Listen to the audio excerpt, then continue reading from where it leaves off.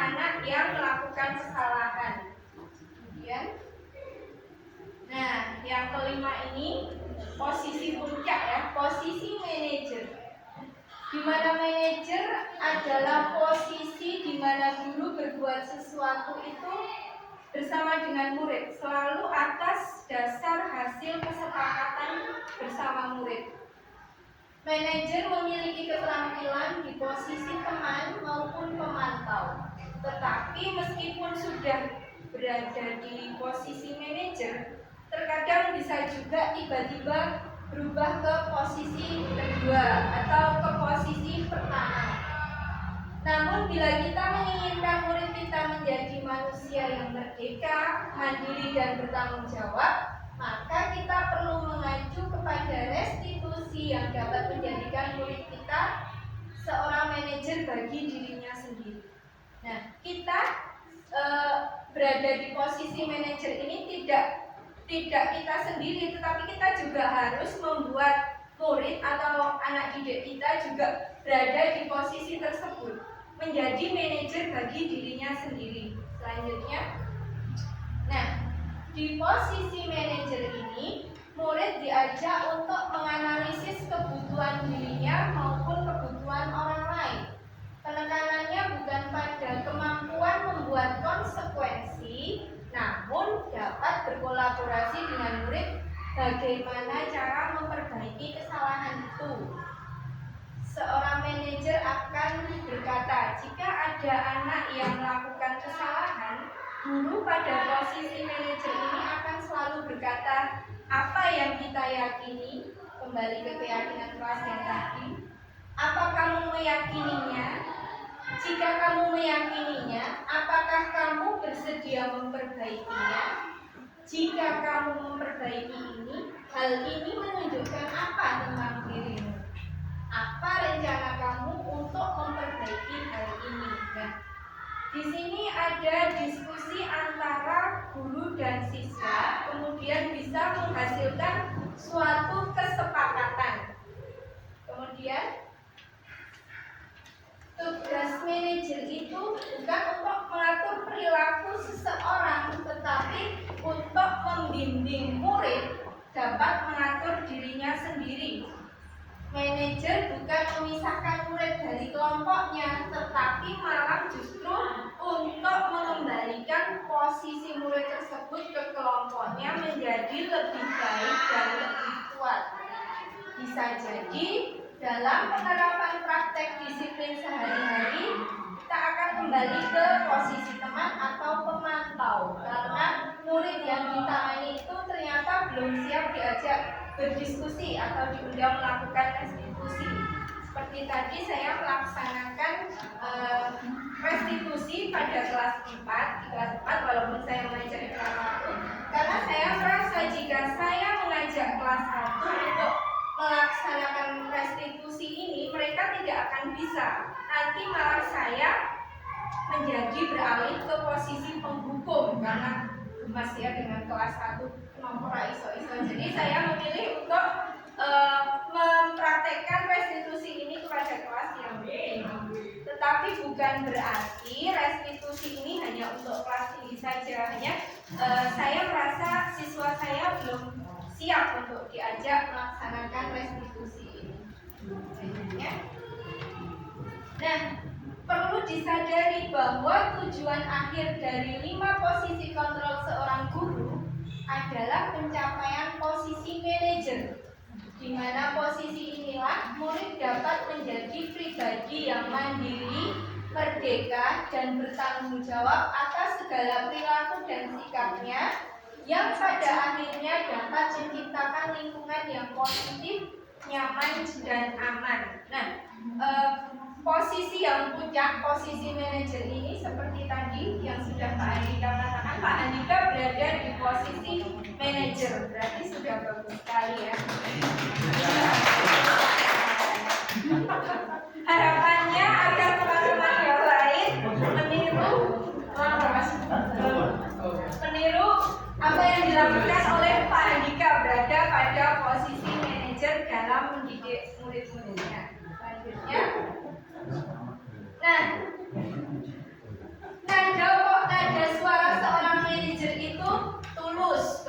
gurunya tidak kaku mendekat ke murid seperti percakapan ini. Jadi apakah kamu mengetahui jam berapa sekolah dimulainya? Adi ini terlambat sekolah, maka Pak Guru menanyakan keyakinan kelas apa yang sudah dilanggar oleh Adi dan apa yang bisa Adi lakukan untuk menebus kesalahannya. Baik, itu bisa dilakukan. Apakah besok akan ada masalah untuk kamu agar bisa hadir tepat waktu ke sekolah? Pak Guru menawarkan solusi bersama-sama dengan Adi mencarikan solusi sehingga Adi menjawab, tidak Pak, saya bisa hadir tepat waktu. Kemudian baik, saya hargai usahamu untuk memperbaiki diri. Nah, bagaimana perasaan murid jika diperlakukan seperti itu? Murid yang tadinya merasa takut karena sudah berbuat kesalahan ketika dipanggil menghadap, itu sudah merasa takut, merasa wah aku harus dihukum. Nah, ternyata ketika kita berada di posisi manajer, kita duduk bersama dengan murid, bersama-sama mencari solusi apa yang bisa dilakukan agar kesalahannya tidak terulang kembali. Murid itu akan merasa lebih dihargai. Ternyata pendapatku diterima oleh Pak Guru. Yang tadinya murid merasa takut ketika melakukan kesalahan dipanggil oleh gurunya, sekarang murid bisa merasa nyaman bercerita tentang masalah yang dihadapinya. Misalnya ada anak yang setiap hari selalu terlambat ke sekolah, dipanggil oleh gurunya, kemudian ditanyakan kenapa kamu terlambat, tidak dibangunkan ibu, terus solusinya apa sih menurut kamu? Misalnya dia menjawab, saya akan menyetel alarm bu. Nah, selain itu apalagi? Selain kamu menyetel alarm, apa yang akan kamu lakukan? Jadi siswa sendiri yang mencari solusi. Menyetel alarm, minta dibangunkan oleh ibunya. Nah, dia mencari solusinya sendiri. Kita hanya menguatkan, menghargai pendapat dari siswa. Suaranya tulus, tidak marah, tidak tinggi, apalagi menunjuk-nunjuk seperti tadi posisi guru penghukum. Fokus pada murid. Fokusnya itu pada murid, bukan untuk membahagiakan guru atau membahagiakan orang tuanya, tetapi benar-benar fokus kepada murid. Murid sudah mengetahui adanya suatu masalah dan sesuatu perlu terjadi. Jadi dia sudah sadar, oh saya ternyata sudah melakukan kesalahan. Guru akan melihat apa konsekuensinya, apa peraturannya. Namun pada posisi manajer, guru akan memberikan tanggung jawab pada murid untuk mencari jalan keluar permasalahannya. Dan tentu saja dengan bimbingan guru. Seperti tadi terlambat, apa yang bisa kamu lakukan? Setel alarm, apalagi selain itu minta dibangunkan oleh ibu. Nah, itu guru membimbing anak untuk bersama-sama mencari solusi agar kesalahan yang dilakukan tidak terulang kembali. Nah, selanjutnya kita akan masuk kepada keyakinan kelas. Apa sih keyakinan kelas itu? Kenapa bukan peraturan kelas saja? Nah, selama ini kan kita membuat peraturan kelas. Coba saya tanya dengan Bu Laras Putih, jika membuat peraturan kelas itu yang membuat siapa? Peraturan kelas itu biasanya dibuat secara sepihak. Semua peraturan itu biasanya dibuat secara sepihak, ya. Misalnya, ini, mengapa kita memiliki peraturan tentang penggunaan helm saat mengendarai kendaraan bermotor? Nah, ini kan sebenarnya peraturan yang sepihak yang dibuat oleh pemerintah agar orang-orang yang menggunakan kendaraan bermotor itu menggunakan helm. Tetapi keyakinan kita, kenapa sih kok kita memakai helm? Apa karena takut ada polisi? Apakah karena keselamatan? Namanya takut polisi.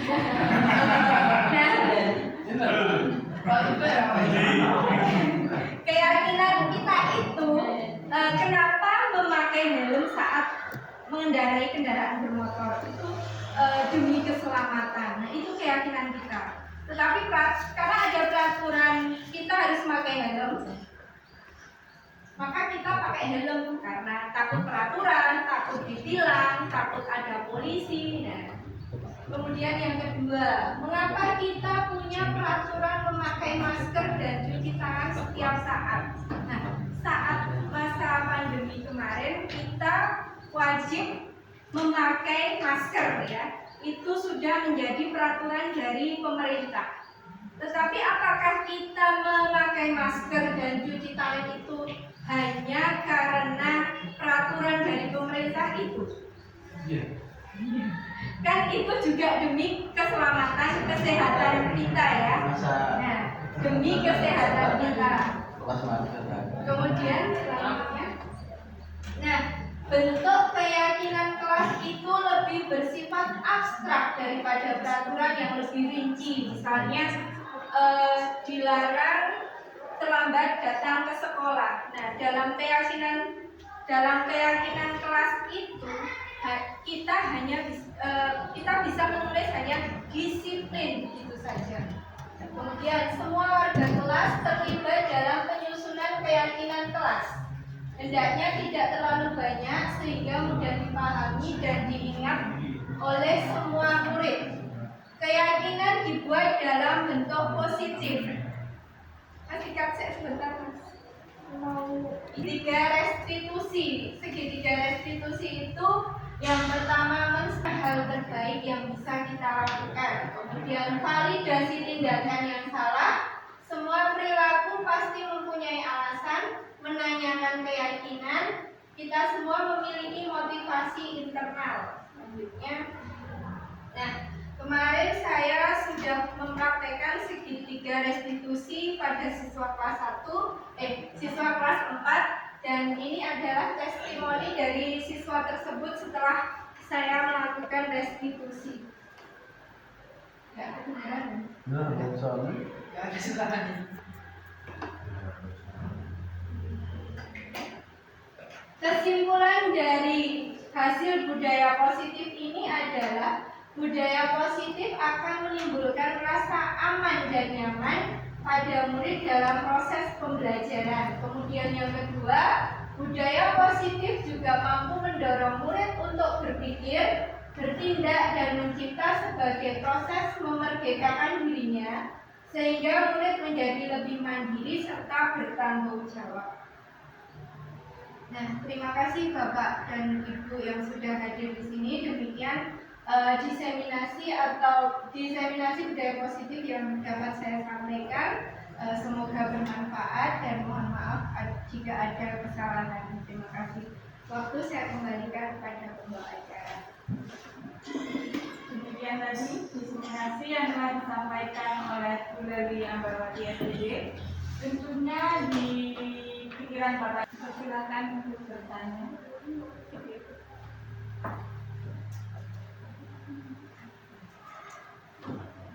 Di slide-nya sih ke tingkatan penghukum di tadi yang kelima itu manajemen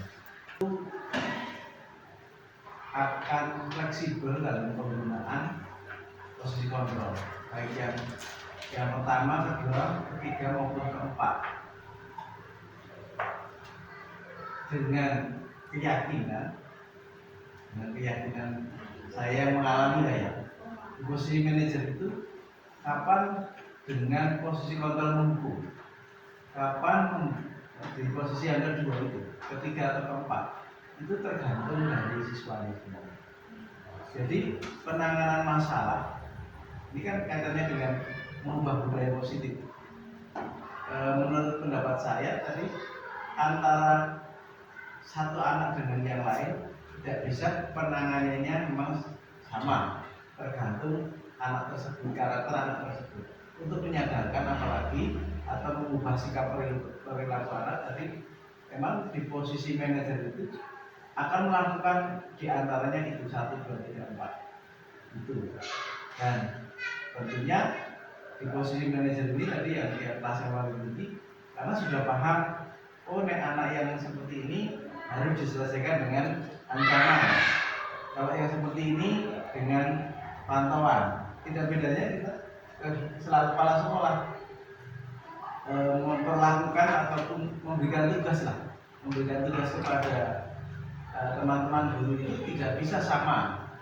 Oh yang model begini harus di pressure, yang kita lihat sing mulat-mulat yang diperintah itu harus pressure terus, tagih terus,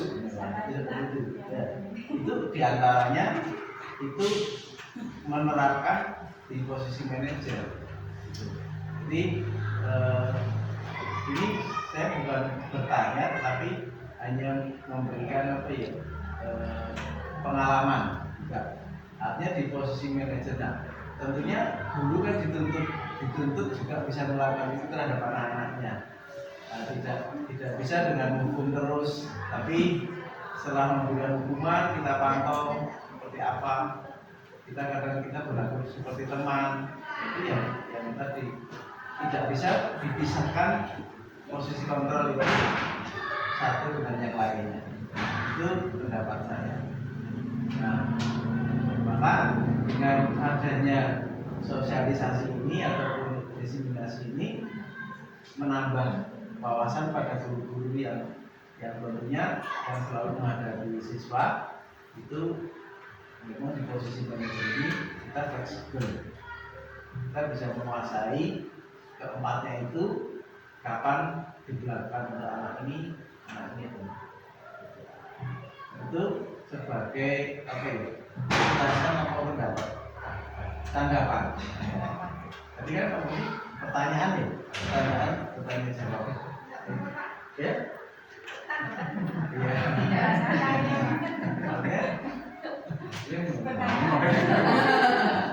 Nah, itu jadi saya pun menerapkan yang nomor 5 itu di sekolah W dan ya.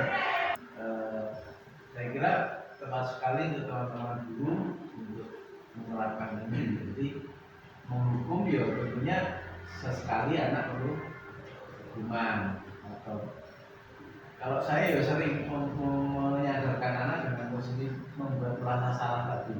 Ketika ada peristiwa, dibutuhkan persoalannya, terus diceritakan, diberi pemahaman, kemudian dia akan menyimpulkan sendiri, saya salah. Nah, maka satu saat ketika itu ketemu lagi dengan anak tersebut dengan satu pemantauan tadi, itu sudah berubah. Jadi yang jelas seperti saya sering menghadapi permasalahan dan itu tadi di antara 4 itu kadang-kadang saya gunakan ketika melihat kliennya seperti apa. Itu Bu Laras tanggapan atau ulasan pokok-pokok. Ya, terima kasih. Terima kasih pada Pak Trijoko yang telah memberikan tanggapan. Untuk selanjutnya Bu Neni, silakan kalau mau bertanya. Terima kasih.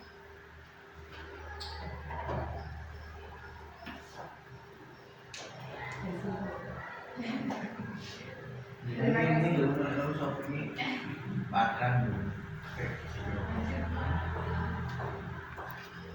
Shopping itu sebatas. Terima kasih waktu yang diberikan kepada saya. Saya tidak akan bertanya, namun menambahi tanggapan dari Pak Trijoko. Tadi Pak Trijoko mengungkapkan bahwa kita bisa menjalankan kelima-limanya, posisi kelima-limanya tergantung situasi dan kondisi, gitu ya. Namun menurut saya sendiri, untuk posisi 1, 2, 3 karena dampaknya bagi jiwa anak itu sangat negatif, Maka saya memilih untuk tidak melakukan hal yang ke 1, 2, 3. Namun di sini sekali lagi itu bisa dilakukan, mungkin tergantung bagaimana cara mengungkapkannya, bagaimana cara memberikan hukumannya, cara bicaranya. Kalau menurut saya tergantung bagaimana skill atau keterampilan berbicara guru tersebut dalam menyampaikan hukuman atau teguran atau apa. Yang akan saya pilih adalah posisi pemantau dan manajer. Memang tidak bisa kita sebagai posisi manajer itu tidak bisa. Perlu sekali waktu kita menjadi pemantau, menjadi teman, dan juga manajer. Dan untuk segitiga restitusi itu pun tergantung situasi dan kondisi. Tidak harus 3 langkah itu semuanya dilakukan, menstabilkan identitas, validasi tindakan yang salah, dan menanyakan keyakinan. Itu tidak boleh tidak dijalankan semua atau tidak dilakukan semua, boleh, tergantung berat ringannya masalah. Misalnya kita langsung menanyakan keyakinan saja ketika anak berbuat salah yang sepele misalnya, ketika tidak mengerjakan tugas piket misalnya, kita menanyakan keyakinan, langsung ke keyakinan, tidak perlu menstabilkan identitas atau validasi tindakan yang salah. Jadi di sini memang fleksibel ya, saya kira fleksibel melihat masalah yang dihadapi oleh anak. Jadi kita penanganannya juga tergantung berat ringannya masalah. Demikian tambahan dari saya. Terima kasih. Oke, saya nyambung tentang restitusi. Saya juga anak melakukan kesalahan, terus saya juga menempatkan diri sebagai anak itu. Jika saya melakukan kesalahan, saya juga pasti akan seperti itu. Terus untuk yang validasi tindakan yang salah, semua perilaku yang kita lakukan itu pasti punya alasan. Misalnya ada anak yang tidak berangkat TPI misalnya, karena setelah ditanya ternyata dia pulang ingin ikut ibunya jalan-jalan. Nah, validasi tindakan yang salah ini semua perilaku pasti punya alasan. Kita tanyakan kepada anak tersebut alasannya apa, kenapa tidak mengikuti kegiatan BTI. Nah, yang menanyakan keyakinan kelas ini kita memiliki motivasi internal. Kita tanyakan kenapa kamu tidak ikut. Terus anaknya menjawab, karena saya ingin ikut ibu jalan-jalan. Terus kita tanya lagi, apa yang kamu lakukan itu apakah sudah benar? Dan anak akan merasa bersalah sendiri.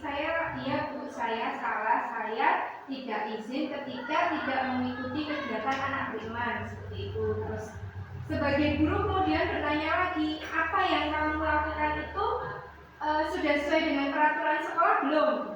Saya anak menjawab, tidak bu, saya sudah melanggar peraturan sekolah. Peraturan sekolah yang mana yang sudah kamu langgar? Dia akan jawab lagi, harus mengikuti kegiatan BTI. Jika saya tidak mengikuti, saya harus minta izin kepada ustadzah atau kepada guru. Terus kemudian mencarikan solusi. Lalu apa yang akan kamu lakukan? Apa yang sebenarnya harus kamu lakukan? Anak akan menjawab, saya seharusnya itu minta izin dulu sama ustazah atau sama guru jika saya tidak akan mengikuti anak beriman ini. Terus itu yang itu adalah menanyakan keyakinan kepada anak. Apa yang kamu lakukan itu sudah benar, apakah sudah sesuai dengan peraturan sekolah? Nanti anak akan merasa, oh iya saya salah, dan anak akan merasa saya sudah melanggar keyakinan yang ini. Seharusnya kan saya patuh pada aturan dari sekolah seperti itu. Jadi ada 3 tingkatan. Pertama distabilkan dulu identitasnya, kemudian divalidasi dulu tindakan dia yang salah, yang sudah dia langgar, kemudian kita yakinkan lagi, kita tanyakan keyakinan lagi. Lalu kita bersama-sama mencari Yaitu penguatan yang akan disampaikan oleh Bapak Tri Joko Winoto. Kepada Bapak Tri Joko Winoto SPD MPD kami persilahkan. Maju kan? Itu maju. Langsung. Saya hormati tentang kegiatan yang sudah kita lakukan, diseminasi budaya positif. Ini apa yang disampaikan tadi memang